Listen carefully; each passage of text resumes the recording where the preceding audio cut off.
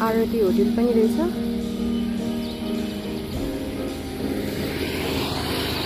अनि यो चाहिँ फ्युल सेन्टर।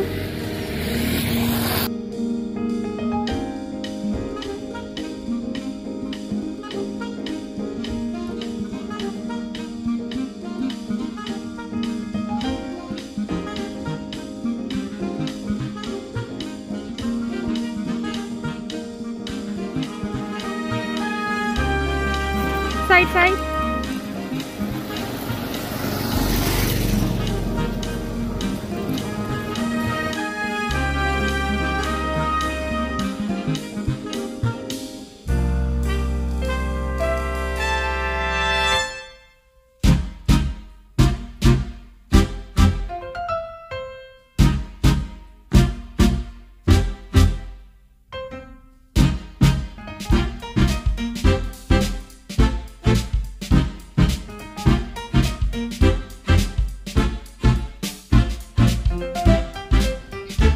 यो चाहिँ हाम्रो घर जाने बाटो।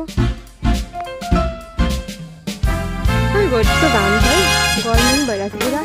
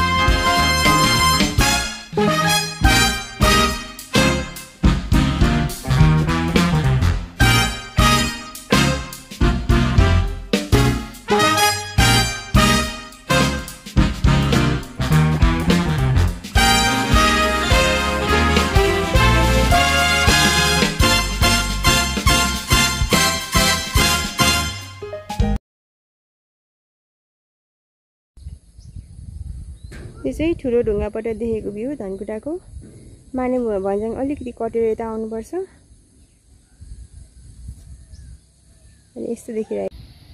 अनि यो चाहिँ रूपलामा होइन, यो त ठुलो ढुङ्गा हो। रूपलामा तमु स्मृति पार्क त माथि भ्याङखोलामा पो छ त।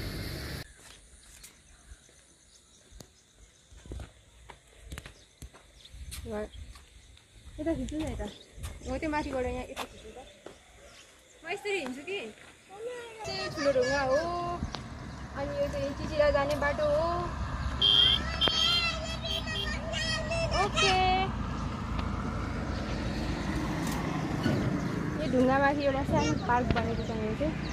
भ्याङखोला हुँदै चिचिला गाउँपालिका जाने बाटो हो। अनि यहाँ ठ्याक्कै अहिले हामी बसिरहेको ठाउँ चाहिँ ठुलो ढुङ्गा हो। माने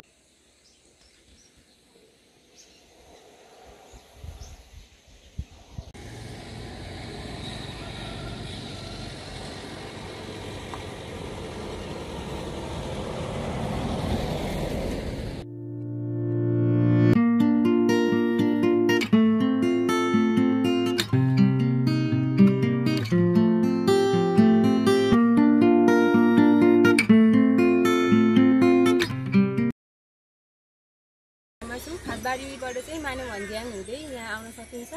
अनि यो चाहिँ चिचिला गाउँपालिका जाने बाटो पनि हो। यहाँ हुँदै चाहिँ चिचिला गाउँपालिका पनि पुग्न सकिन्छ। माने भन्ज्याङदेखि चाहिँ चिचिला गाउँपालिका चाहिँ 20 किलोमिटरको दूरीमा रहेको छ। अनि यो ठाउँमा चाहिँ सुन्दर धान खेतको दृश्यहरू देख्न सकिन्छ। यो टाइममा चाहिँ एकदमै राम्रो देखिन्छ। अनि सुन्दर शान्त छ, हरियाली छ, राम्रो लाग्यो मलाई चाहिँ। म चाहिँ आज दोस्रोचोटि आएको यो ठाउँ। योभन्दा अगाडि म असार मसान्तमा आएको थिएँ। अनि अहिले फेरि आएको। यहाँ पहिला राम्रो लागेको थियो आउँदाखेरि। अनि फेरि आज पनि आएको। ओके। यता चाहिँ माने भन्ज्याङ हुँदै खातबारी जाने बाटो हो। अनि त्यो डाँडालाई चाहिँ चुकी डाँडा भन्छ। यहाँबाट नि तल भ्यूहरू राम्रो देखिन्छ। अनि प्लस त्यहाँबाट चाहिँ माने के अरे सभा खोला र यो मभन्दा पछाडि तपाईँहरूले देख्नुभएको रोड चाहिँ माने भन्ज्याङ हुँदै खाटबारी जाने बाटो हो। अनि यताबाट चाहिँ माने भन्ज्याङ हुँदै खाटबारी बजार पुग्न सकिन्छ होइन। अनि यता यो डाँडा देखेको डाँडा चाहिँ चुली डाँडा भन्छ। यो चुली डाँडाबाट चाहिँ यतातिरको फाँटहरूको भ्यू राम्रो देखिन्छ। अनि प्लस के अरे सभा खोला र अरुण खोला पनि देख्न सकिन्छ। त्यहाँबाट चाहिँ राम्रो भ्यू देखिन्छ त्यो डाँडाबाट चाहिँ।